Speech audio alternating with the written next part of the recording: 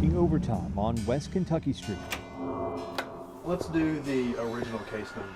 Inside a 7 by 14-foot closet, Looks like March 4th, 1981. a pair of detectives is going back in time, A62456. clearing a backlog of heartbreak and terror. It doesn't say which one though. Their ingenious idea has revealed a nightmarish truth, Does it list a weapon on there? A gun. but it's also providing answers.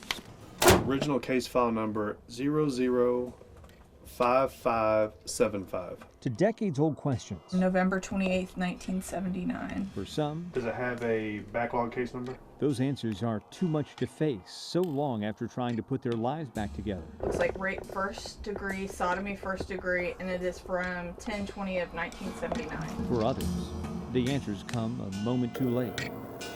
In 2015, a state audit discovered more than 3,000 rape kits sat untested in police storage units across the Commonwealth, creating an urgency to fund the labs and clear the backlog. Technicians got to work, aided by state and federal tax dollars. Lawmakers quickly aimed at the problem, but it would take longer for results. 2 Louisville Metro Police Department detectives wrote new rules to the waiting game. While we were waiting for these DNA hits to come back, we did our own legwork, our own boots on the ground legwork, and were able to come up with some real interesting findings. Detectives Lindsay Lynch and Chris Pettico are LMPD sex crimes detectives. It is literally a moment of eureka. I can't even describe it because it's almost like you have to see it in action. They devised a spreadsheet and cracked open more than 1,100 cold case files for rape kits that had been sent off to be tested.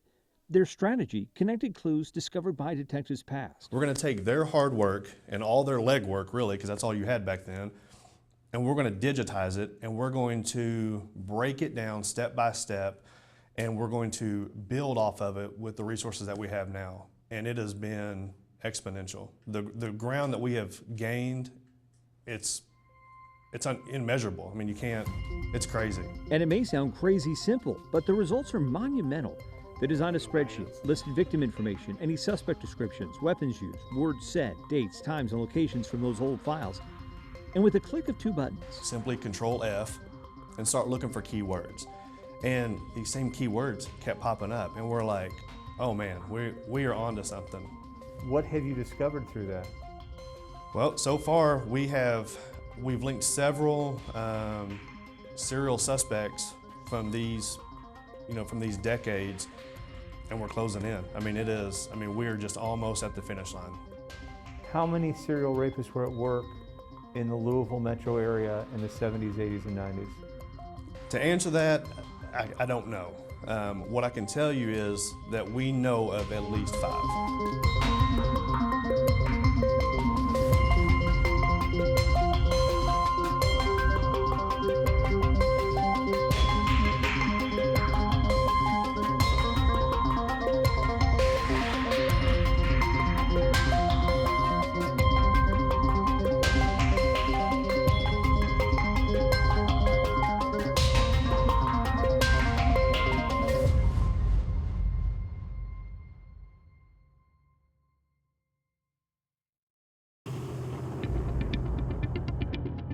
those backlog rape kits provided some DNA hits, but others offered no help.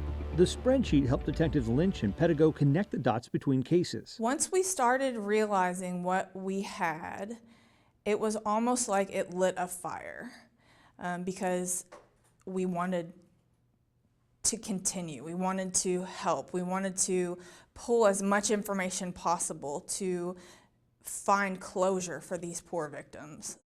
Clearing the backlog rips open old wounds, sometimes leaving them raw with no real answers. Even if a kit comes back with no usable DNA, an advocate has to reach out to the survivor. It's a phone call none expect, and sometimes the thought of getting involved in a prosecution is too much to bear. A lot of the time, talking about sexual assault is like reliving being sexually assaulted. So for some victims, they can't do it. They've put it behind them and they can't do it. It's been a long time. Do you want to let it go? And without hesitation, I said, absolutely, let's pursue it.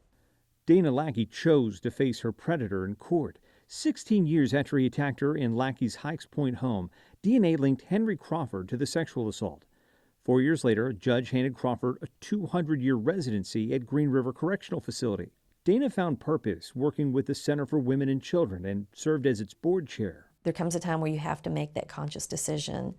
Do I allow this to control me and destroy me, ruin the rest of my life, or do I take it and control it and to make me a better person and to make me do something a little more worthwhile? Sometimes justice comes too late. That takes a toll on these hardened investigators. Loved her. She was the coolest woman. 88 years old, tough old bird, you know, meeting with her and talking about her case. That's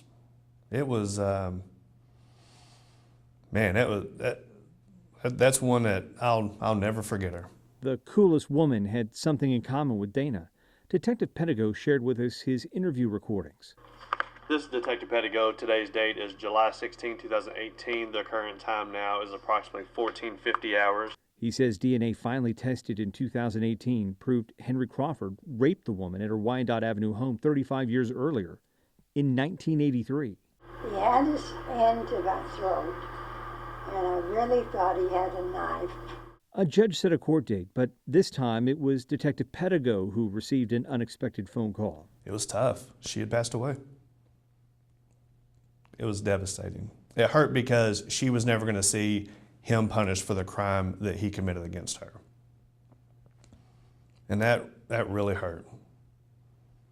He's still in prison, and he's going to stay in prison, and he's going to die in prison. But he'll never be convicted for her rape. He will not. Time stands still for no one. Lynch and Pedigo are moving to prevent other cases from going unsolved, and they're soon packing for a trip to Oklahoma. We've closed in on somebody that we know is a bad guy. Obviously, I don't want to speak about specifics about the cases, but what we were able to determine from our spreadsheet is that this particular suspect had a very distinct modus operandi, where he was using specific weapons and doing specific things and saying specific things. And then through the spreadsheet and through tedious case study, we're like, these are all him. And there's a stack we're taking with us. You know, and the win is us leaving from this road trip, looking at each other after we get a confession. How many cases do you think? We're taking a box with us. 20, 30, 40? We're taking a box with us. This could be one of the worst serial rapists in Louisville history that you know of. Could be. Other departments have contacted LMPD to ask about the spreadsheet. There's little doubt a similar system could help others crack cold cases, but that would probably only help that specific agency. Statistics show that rapists know no boundaries. What would be a bigger difference maker is if you took this system and turned it into a federal system, similar to the National DNA Database, so that police agencies across the country could Control F and connect the dots. Chris Williams, WHAS 11 News.